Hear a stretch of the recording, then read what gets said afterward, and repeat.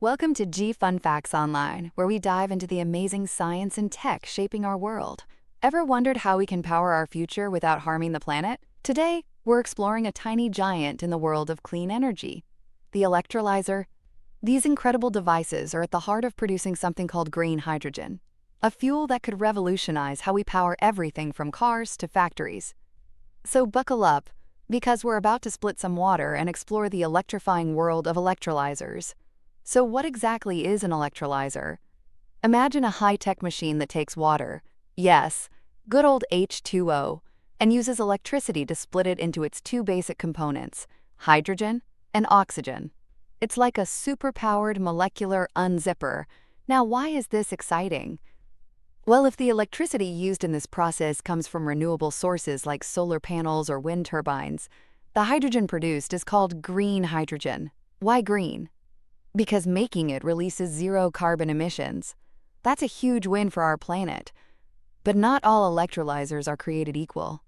There's a fascinating race happening to build the most efficient, durable, and cost-effective ones.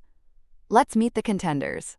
First up, we have the alkaline electrolyzers, or AELs. Think of these as the seasoned veterans. They're a mature, widely used technology, and generally, they're the most budget-friendly to get started with. But don't think they're old-fashioned.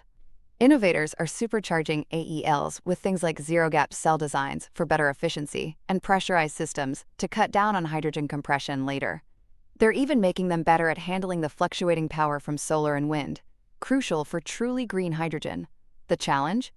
They traditionally haven't been as speedy or compact as some newer kids on the block. Next, let's talk about proton exchange membrane electrolyzers, or PEMs. These are the high achievers. PEMs use a special solid polymer sheet, the membrane, and they're known for their high efficiency, with some hitting 80%.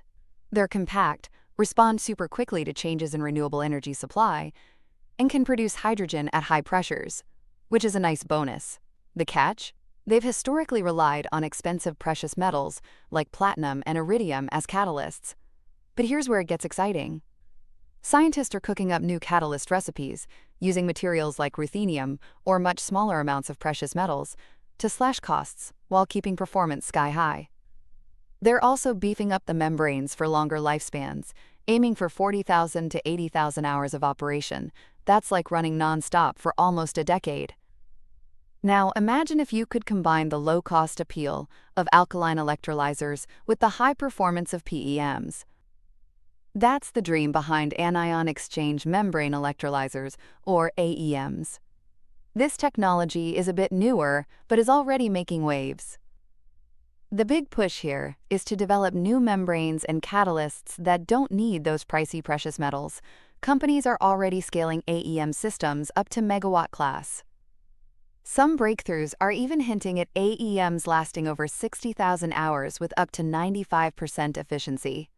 And get this, some clever folks are even designing AEMs without membranes, using smart fluid engineering. How cool is that?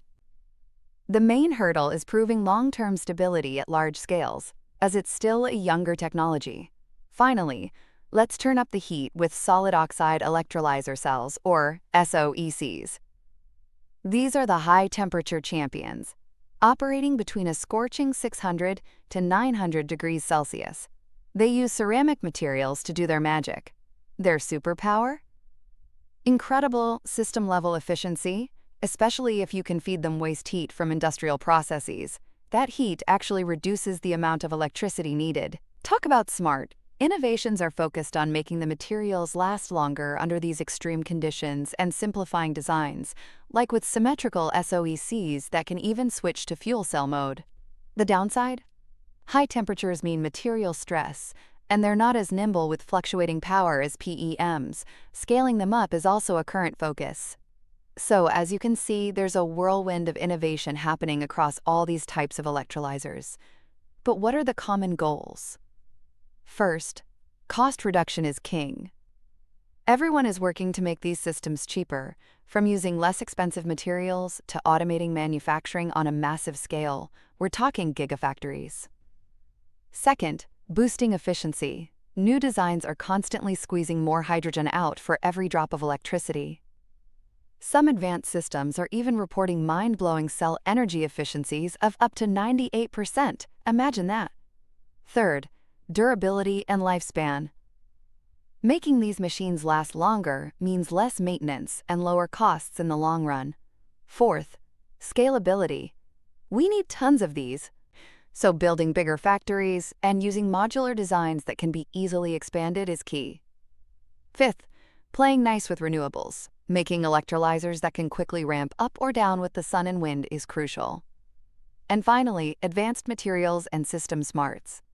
Researchers are on a quest for new catalysts and membranes, and even using AI and IoT to optimize how these systems run and predict when they need a checkup. Some are even ditching membranes altogether with clever fluid dynamics. It's a truly dynamic field. Now, it's not all smooth sailing. There are some significant hurdles to overcome before green hydrogen takes over the world. The initial cost of these systems, while falling, can still be a big upfront investment. Scaling up production to meet the enormous global demand is a monumental task. We also need a whole new infrastructure for hydrogen, for storing it, transporting it, and distributing it, not to mention more renewable energy to power the electrolyzers themselves. Supportive policies and regulations from governments are vital to encourage investment. Think of things like the U.S. Inflation Reduction Act. These make a real difference. And sometimes, getting the raw materials, especially for certain catalysts, can be tricky, though innovation is helping here too. Lastly, figuring out how to best plug these massive electrolyzer plants into our existing energy grids and industries is a complex puzzle. But despite these challenges, the future of green hydrogen production is incredibly bright, and it's all tied to the amazing evolution of these electrolyzer technologies.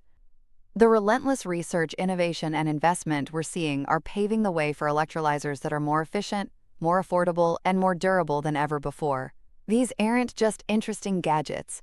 They are absolutely essential tools if we're serious about building a cleaner, decarbonized global economy. The journey to unlock green hydrogen's full potential is well underway, and electrolyzers are leading the charge. Thanks for tuning in to G Fun Facts Online.